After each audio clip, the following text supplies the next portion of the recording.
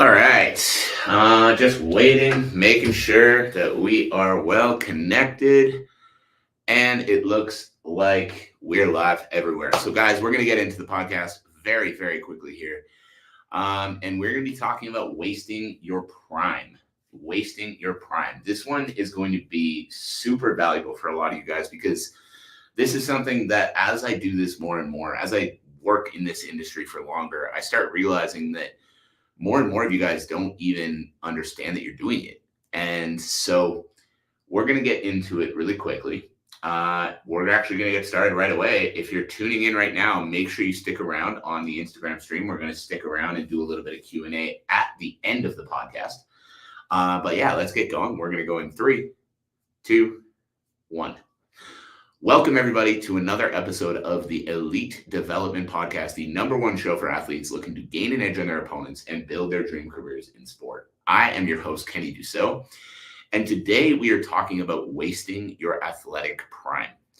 Now, the reason that this is so important to talk about is because this is something that so many of you guys don't even understand that you're doing.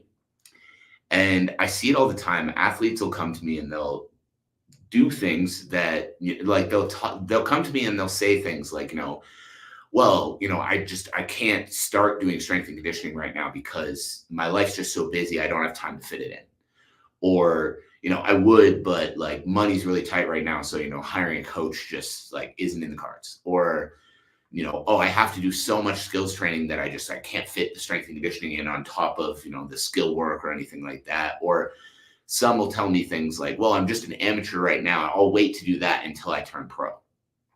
I get all kinds of reasons why people, can't make those next jumps in their career, whether that is strength and conditioning, whether that is, hiring a nutrition expert to help them with weight cuts and things like that, whatever else it might be.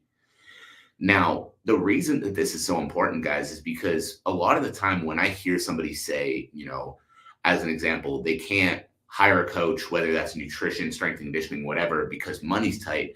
A lot of these same guys will then be spending their money on all kinds of other things that aren't moving them forward in their career, right? So like I was thinking of one example. I remember an athlete telling me that, thought working with me was super, super, super important to his career. He really felt like that was the step he needed to take in his sport, but, finances just weren't there.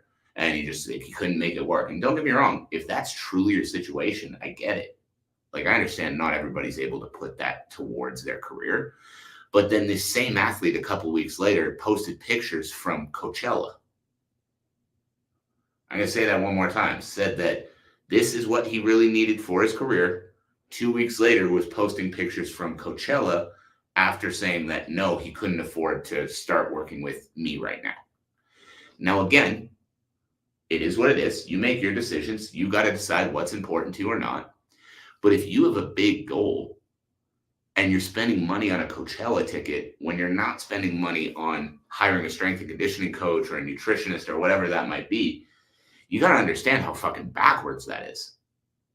You know what I mean? You got to understand how fucking backwards that is. You got to understand that these things that you're spending your money on that are not putting you anywhere close to the goals that you have for your career, you can take that money and you can put it towards something that's going to actually move you forward instead of throwing it out the window on something like a Coachella ticket.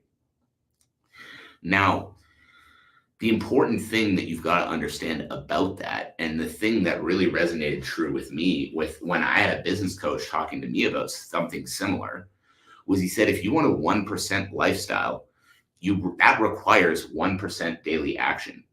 I'm going to say that one more time. A 1% lifestyle requires a 1% daily action. And what I mean when I say that is that there's nothing wrong with wanting to go to Coachella, wanting to go to whatever fucking festival you decide you want to go to. There's nothing wrong with buying the top of the line watch. There's nothing wrong with, spending your money in all these other places. But you've also got to understand that the more money that's going to all of those other things and not going towards your career, the less likely you are to actually achieve the goals for the career. You get what I'm saying? Like, it is a very, very simple concept, but the priorities need to be the things that are going to actually push you forward if you actually want to push forward.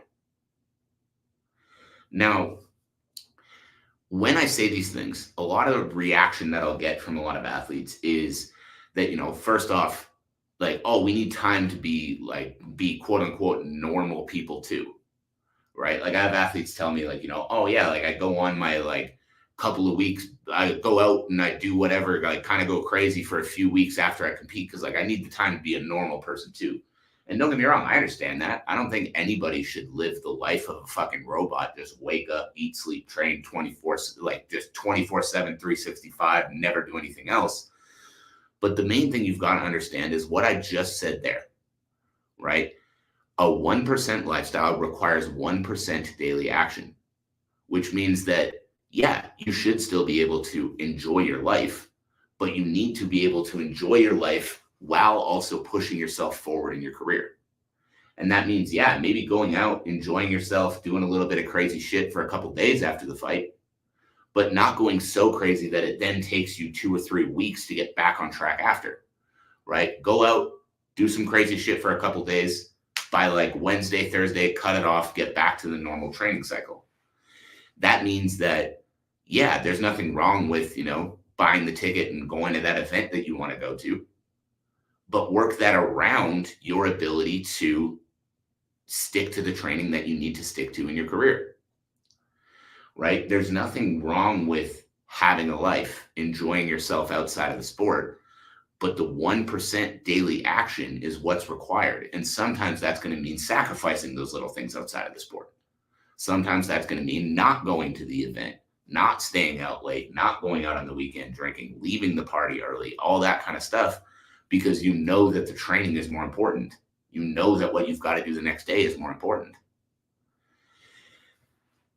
And it's one of these things that the more I coach and the more I do this for a living, the easier I can start to see the difference between the people that are going to make it to new levels and the people that won't.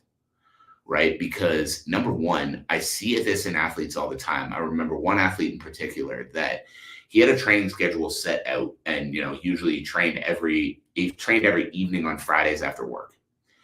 And something in his schedule changed. And instead of he wasn't going to be able to make that time work anymore. Now, instead of saying, well, I can't make that time work anymore, and then basically just saying, screw it, and just letting go of that training session, like I see so many people do, very simply, he just made the switch. He started getting up earlier Friday mornings, getting up at 5 to be at the gym at 6 to be able to train from 6 to 7:30 before he went off to work.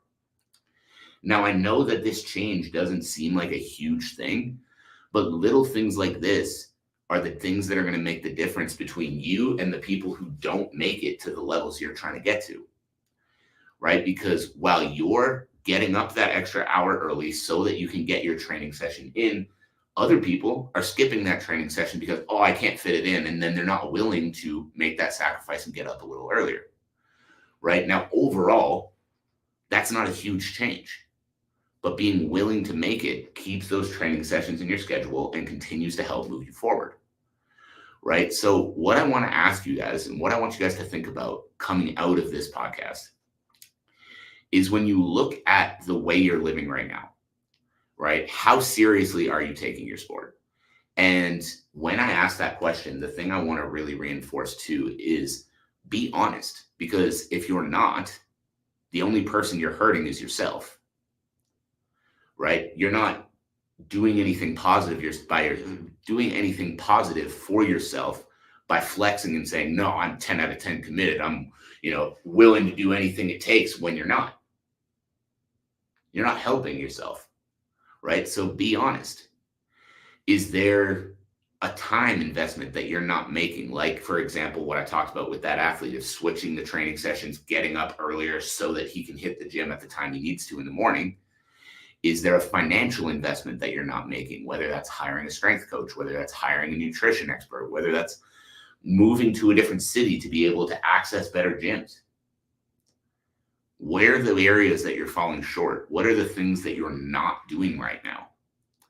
And the more effectively that you can answer that question to yourself, then that's going to show you the gaps, right? That's going to show you the gaps of where you're at right now and where you want to be and what you need to do to fill that gap. And the reason that filling that gap is so important comes down to the title of this podcast, which is Wasting Your Prime. The longer you take to fill that gap, the more of your athletic prime you're wasting. Because if you want that 1% lifestyle, you want to be at the top of your sport, you want people to be paying money to watch you compete, then it requires you to be that person now. It requires you to make those sacrifices, make those investments, put yourself in that better position.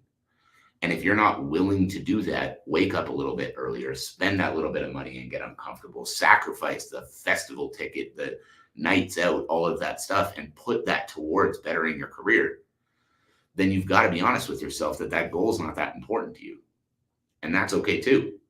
But if you are one of the ones listening to this that's actually sitting back and honestly answering that question and honestly telling yourself, this is where I'm falling short, this is what I'm not doing, and this is the one thing I can start doing today to move in that direction.